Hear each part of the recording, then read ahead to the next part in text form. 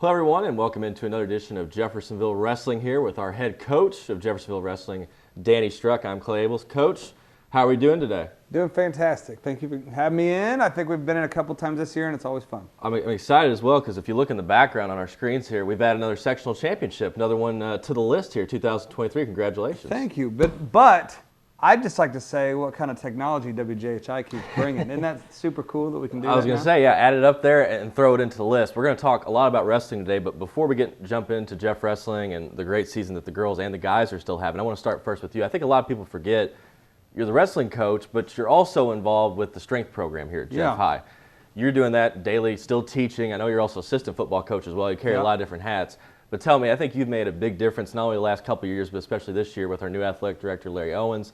Tell me a little bit about what you guys are doing with the weight program down there at Jeff High and some of the things that are crossing not just wrestling, but all athletics. I think because I'm the wrestling coach, everybody thinks it's like my favorite thing. But in reality, the weight room might be my favorite. I have 233 kids in class. Wow. Yeah, I think that's the most of any teacher in Greater Clark. It's up there. But, I get to impact a little bit of every single sport. So, some places people say, hey, that's a wrestling coach. When I'm at Parkview, they think, hey, there's the football coach. But 233 kids here think that I'm their strength coach. And it really is something I'm very proud of. What we do here has even brought us other places. I'm going to Chicago in 2 weeks to a Glazer clinic, like Jay Glazer. I'm super Fox excited Sports. to meet him. Got an email and said, hey, could you come talk at our clinic? So I'm pumped for that. Oh, that's awesome, man. And I'll just be talking about what Jeff High does. This graphic that you brought up, I actually do this. This is just one example of what we do in the weight room. We got a guys list and a girls list, but this is our Alpha Devils. And what we talk about in the weight room is like, I would say this no matter what town I'm in.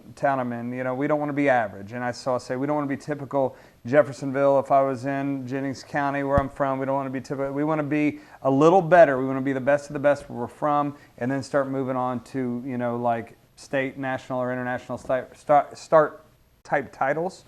But in here, so what we do is called the Alpha Devils. Everybody at Jeff's a Red Devil, but these are the Alpha Devils. These are the guys that work a little bit harder and do a little bit more. So this list of guys right here, this is our guys list.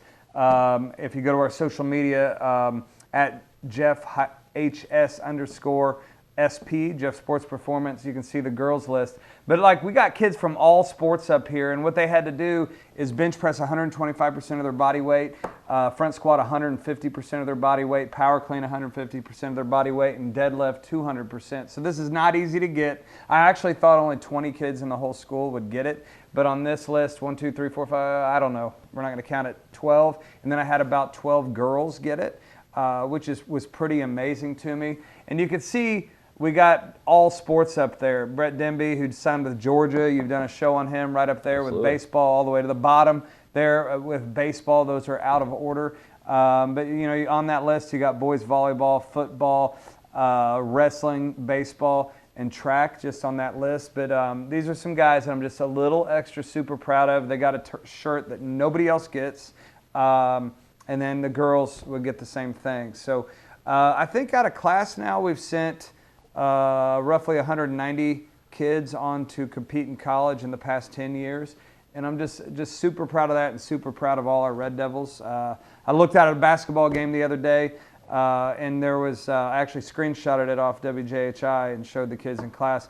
5 of 5 of the basketball starters I have in class. Yes. And, it's just something that I think I get to be a little more of a Red Devil instead of just a wrestling Red Devil when I do this. Now, I know you work with the middle schools as well. If you're a middle school athlete or middle school parent, you're watching this, and you're getting ready to go into high school and you want to be a high school athlete, you're going to take your class.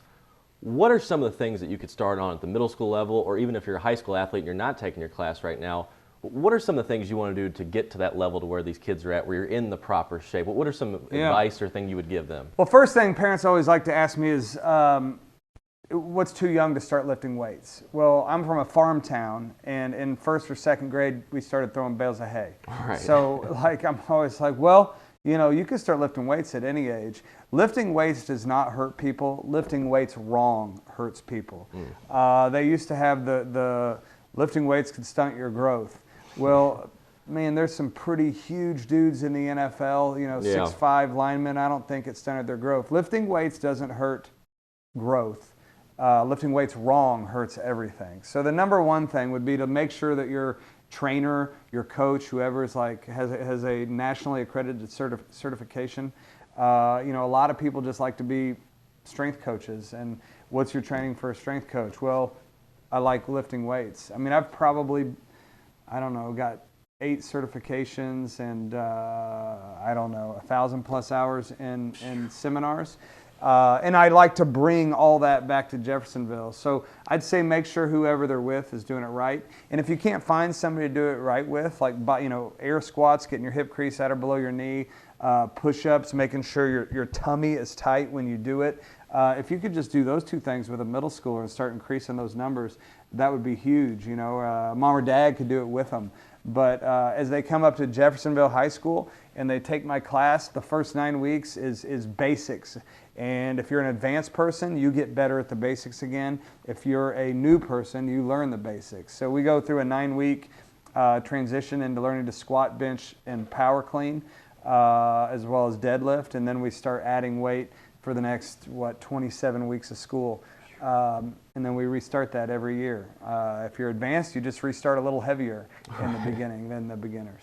Now, let's transition in. I know we're going to talk more about boys wrestling later, but let's talk about girls wrestling. You had a lot of success with your girls wrestling program. We talked a little bit about them before you went off to state. You come back with the state champion. You see in the background there, state title photo with the coaches. Let's talk Chrissy Truce. She's a state champion now, 2nd time she's done it. I mean, what does that mean? I know for you all, you were really early on getting a girls program started. To have a 2-time state champion already, that's got to make you pretty proud. What's our first 2-time state champ? You know, our first. Well, you could say we've had a lot of state champs. It just depends what the title is up there. Right. This is IHSGW. That didn't exist a few years back when Becky Sissel wrestled or Jennifer Jackson wrestled way back in 2002.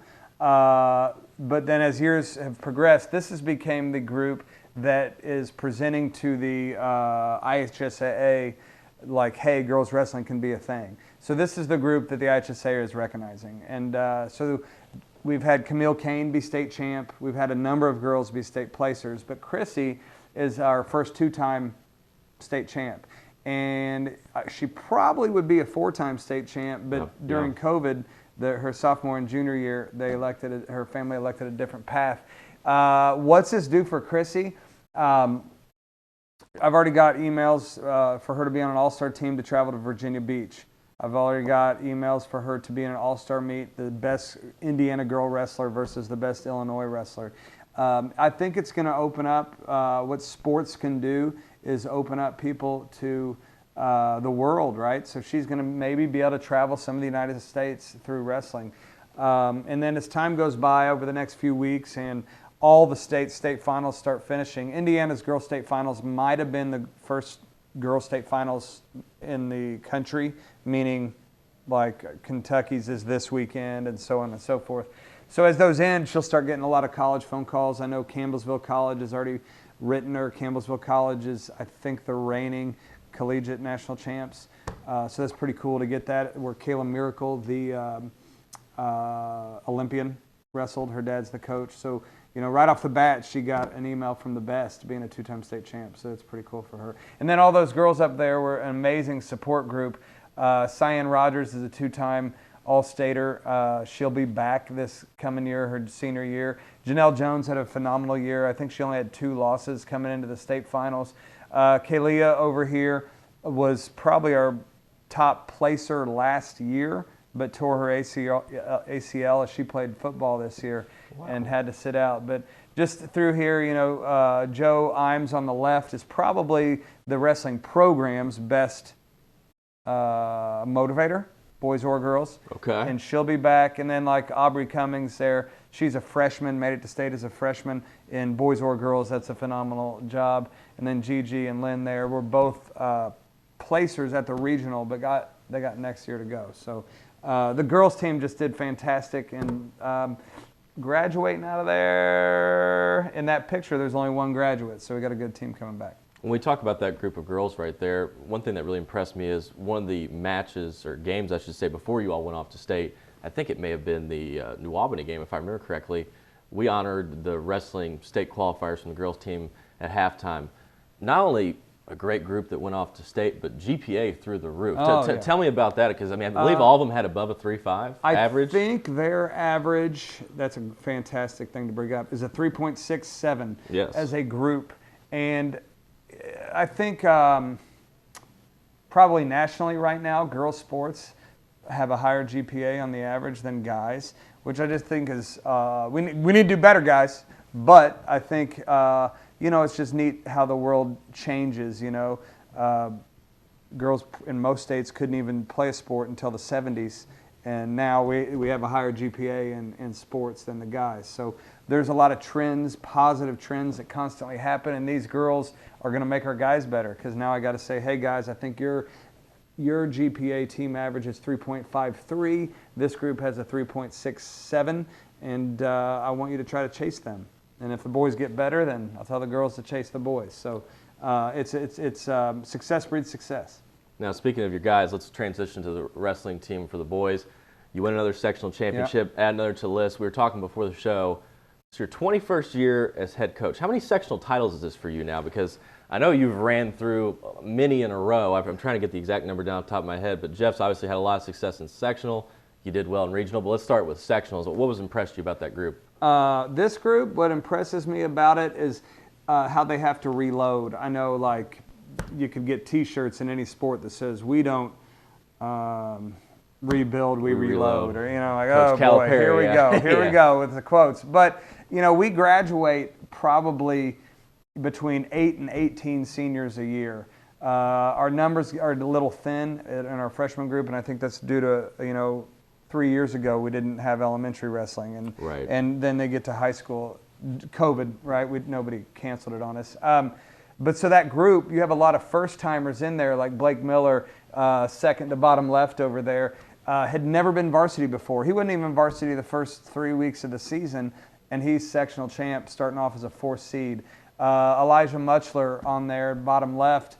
Coach Parker helped us get him out from football. And he's in his second year wrestling only and goes to regionals. He didn't win sectionals, but he scored probably 25 of our points going into that. And you can just go around that whole group. Another one top left next to Cody Shoemaker, top left, one in. Dawson Slaughter there was a 4 seed, and he ended up winning the whole thing. And he went into that with a losing record.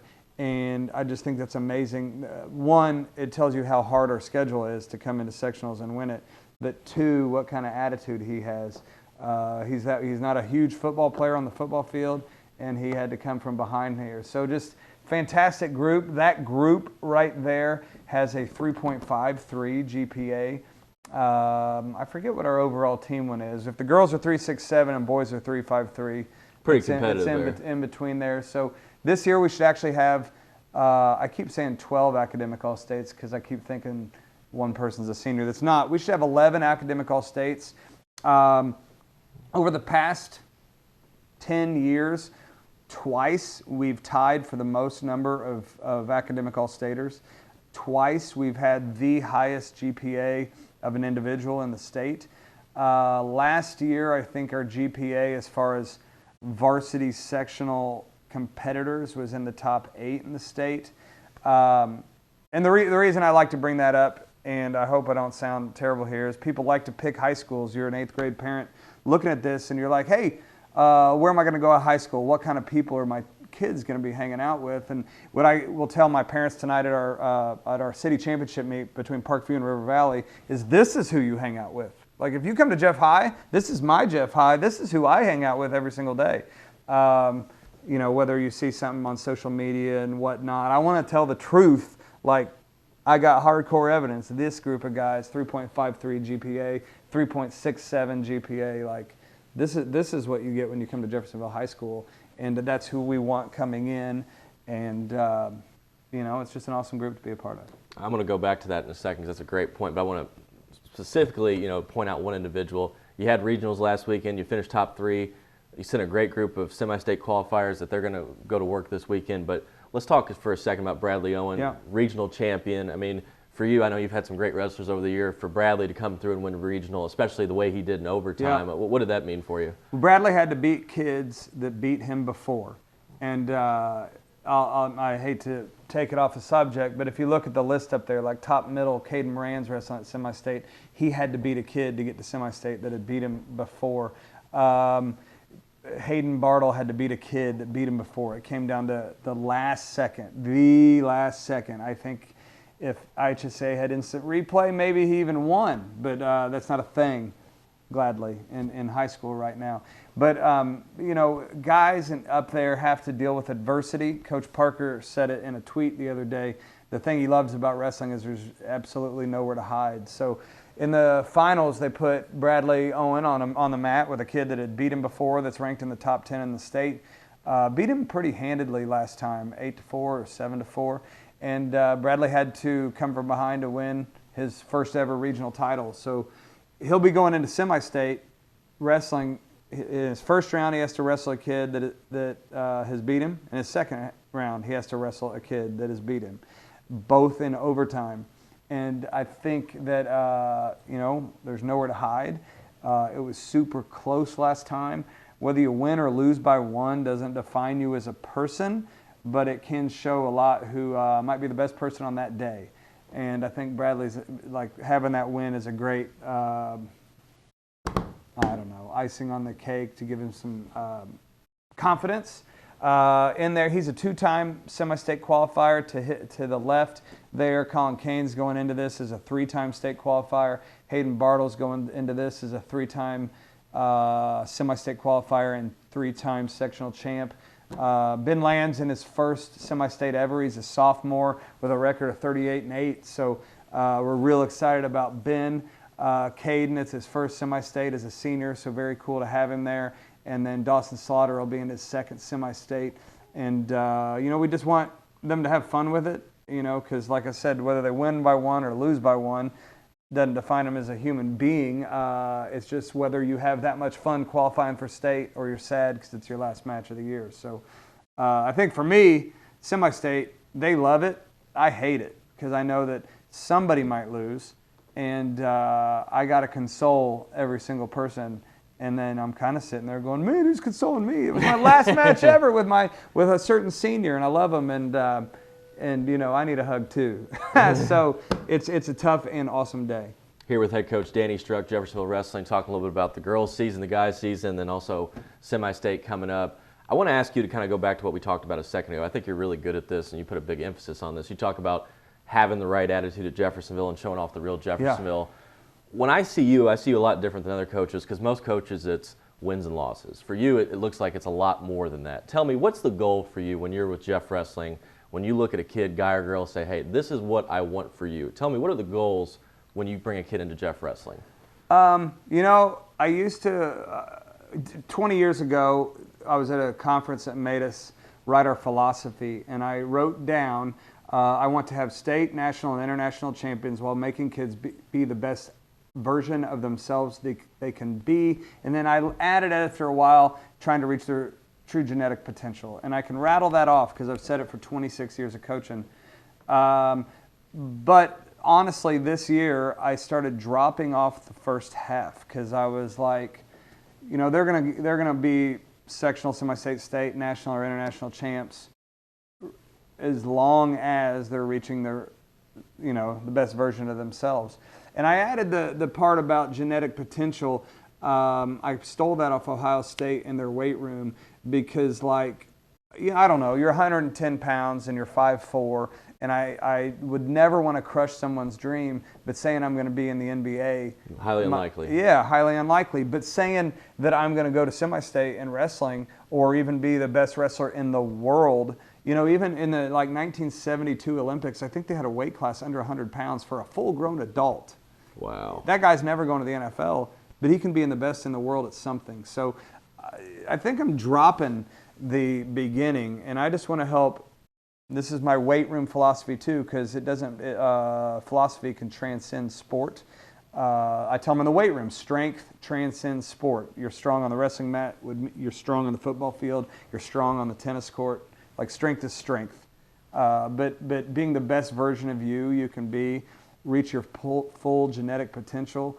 Those are my 2 goals for all the kids, regardless of race, age, gender, background, or sport.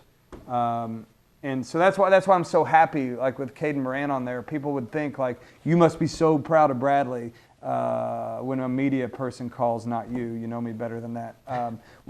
Only saying Bradley, Bradley, Bradley. But you bring up, like, I'm every bit as proud of Caden Moran for overcoming a previous season loss. I'm every bit as proud of Elijah Muchler because he separated his shoulder and people didn't know he didn't wrestle for 6 weeks and came back for sectionals. We kind of kept it a secret so nobody would be yanking on his shoulder. Like, he overcame things. He reached his genetic potential at this point in his life, right? He's going to have bigger things, move on to, he wants to go to Colorado, Alaska, at this point in his life. Blake Miller wasn't varsity at the beginning of the year. Now he's winning a sectional title. He wants to be a bodybuilder when he's older, right? Like, his genetic potential as of today was reached, and he's going to have bigger heights. So John Stivers in there had to miss a year of wrestling. He broke his elbow. Then this year he had a twisted ankle. He didn't wrestle for 6 weeks and was able to get to regionals and help our team win. So it's not the winning, right? It's the overcoming things. It's being told you're this seed, but showing the world you're better than that seed. And then if you do fall, any kid on my team, if you see him in the hallway, should be able to answer. If I say, if you don't get what you want, they better rattle back. I'll go get the next best thing immediately, because we talk about, like, if you don't win, we need your 3rd place for the points. But if you don't get that interview that you wanted, you better go get the next best job. And everything that we hope, if we're teaching something in the wrestling room or the weight room that they can't take out of class, I should probably stop teaching it. I'm just wasting my time as far as their personal development. That's a great quote. I'll tell you what, one of the last things we'll wrap up on here, but besides middle school, before we talk about the middle school event tonight, tell me, with semi-state coming up this weekend, what's success for you? Because I know you've talked a little bit about it's not just winning and losses, it's the ultimate goal. To you, if you walked out of semi-state, what would be successful for you and your kids? As far as sport, because, man, what a great question. I wish I could spend time to make the perfect definition. As far as sport goes, I'm going to say success would be beating the people we should beat, and then sometimes beating the people that we weren't supposed to beat. But I got to find something that transcends sport for that. So take that, add it to life, and we should be obtaining the things in life that we should obtain, and then we should be sometimes doing a little better than the things that we should obtain. I mean, I don't know where you were in your younger years. I know for me, when my kids go to Jennings County High School, the one thing in my sporting career, I mean, I broke my back, couldn't finish college. I have a couple losses that I hate in high school, but the one thing on the mat that bothers me, when our kids go to Jennings County, they don't see my picture on the wall. Like, everybody loves their old high school. And I think that keeps me going. But I'd say that I've jumped that success. Every single time a kid wins a sectional, I think we now have around 136 sectional champs in wrestling at Jeffersonville High School. I'd say, well, I got my picture on the wall. I got my picture metaphorically. And so for me, like, seeing them succeed is my success. If they don't succeed, I don't succeed. And I truly mean that. If they're not succeeding, then the question would be, what is their success? And I'd say it's doing what they should do, and then many times doing more than others thought they could do. I'll tell you what, you definitely earned your picture on the wall. I can say that much. Coach, I want to wrap up on this. Big night for you tonight here on February the 8th. Later day, you got your middle school tournament, city championship. Tell me, what's that like for you? Because you bring out some pretty big crowds when you're here at the high school, and I know tonight it's down at the middle schools, but you have great support at the middle school level. It's not just, I think people see at most schools, oh, it's a middle school, there'll be parents there, and that's it. You'll bring a pretty big crowd. People are excited for it. Yeah, it's funny, at the middle school, people are trying to achieve greater heights in Greater Clark and everywhere in the world, and sometimes athletic directors, like, it's a stepping stone to being a principal or whatnot. And I'll have a new athletic director in, and Zach Pedigo at Parkview is doing phenomenal. They're hosting it. But they'll say, well, it's wrestling. Are we going to make any money off this? And if you go to a middle school wrestling meet in Jeffersonville, it's absolutely packed. You guys have shown them. And, but every year I have to show them that wrestling can make money. And I would argue more at the middle school because the teams are larger and every mom and dad and grandpa and grandma and aunt and uncle's coming. By the time they're 18, sometimes, unfortunately, a parent's tired of going to a meet and they don't come. Unfortunate. But at the middle school, man, it's so hard. Actually, Columbus East coach was writing me yesterday, and it was quite a compliment because Columbus East was just team state runner-up. We've been friends since high school. We wrestled each other in high school. They won the last 7 regionals. And he said, man, I don't know anybody that works harder than Jeffersonville. They're the only people I see at everything. And what he means by that is our feeder program. People will say to me, hey, our team isn't always doing as great as your team because we don't have the feeder program that you guys do. I work harder with the feeder than I do the high school team. My high school coaches are trusted, and I can leave high school practice often and go check on a middle school. I can tell Nick Stewart, who's a Jeff alumni, hey, you're running high school practice. I'm going to Parkview today to make sure I meet those kids. I can tell Tom Bartle, who's a Jeff alumni, hey, can you run this high school tournament on Saturday? I'm driving over to the middle school tournament. And I think that's building relationships with our 7th, 6th, I don't know why I'd say it out of order, 7th, 6th, and 8th graders here. But so like this picture here is just something we do. We call them program practices. And this was Jeff High and River Valley and Parkview all practicing together. So our middle schools, it took me a long time to do this with our middle schools, are conditioned to, they're best friends with each other. And the only time they're ever competing against each other is on this night. They're not rivals. They're not enemies. They are competing to try to make Jeff High better. Just like in the wrestling room, I have wrestle-offs, and the kids know, like, man, you're the number 1, I'm the number 2, let's wrestle off. These guys are wrestling off to make Jeffersonville better. Tonight at the event, if you're watching this, moms and dads, you will come out with your 8th grader, just like a senior night. We'll do 8th grade night. We'll have music playing. The 8th graders will get a sweatshirt that says Class of 20...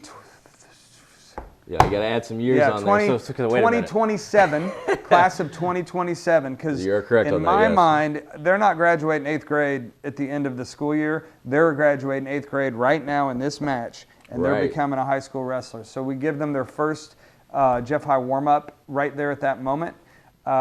We give the winner of this match a T-shirt. The winners will take on to 2 Saturday tournaments, one in Madison, one in Jasper, and we'll call them the Jeff All-Stars.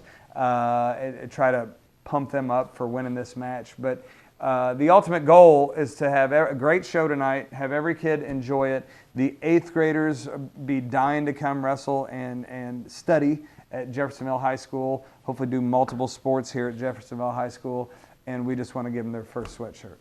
That's awesome. Well, Coach, I know you're going to have fun out there tonight. That's February the 8th. It's going to be night, 6 o'clock at Parkview, have the city championship. Also have fun this weekend. I know you got semi-state coming up. Congratulations on a great season, and hopefully look forward to having you back in here sooner than later talking about some more success with Jeffersonville wrestling and sports performance as well. Yeah, thank you. I really appreciate you brought up the weightlifting. Like I said, that's my passion. I keep wanting to show kids what we can do in there and where it could take them, and I appreciate you spending time on it. Absolutely. That's head coach Danny Struck with Jeffersonville Wrestling and also the leader of Jeffersonville Sports Performance. I'm Clay Abels, just reminding you today, this program on WJHI Cable 184, also available on our radio platforms with 98.5 FM and WJHI.com for audio streaming. The show will be online as well through our social media at Facebook, YouTube, Instagram, and Twitter. Check it out with WJHI, and you can see it all there. For Coach Struck, I'm Clay Abels saying so long, and thank you for tuning in to another edition of 98.5 WJHI LP Jeffersonville, the home of the Red Devil Network.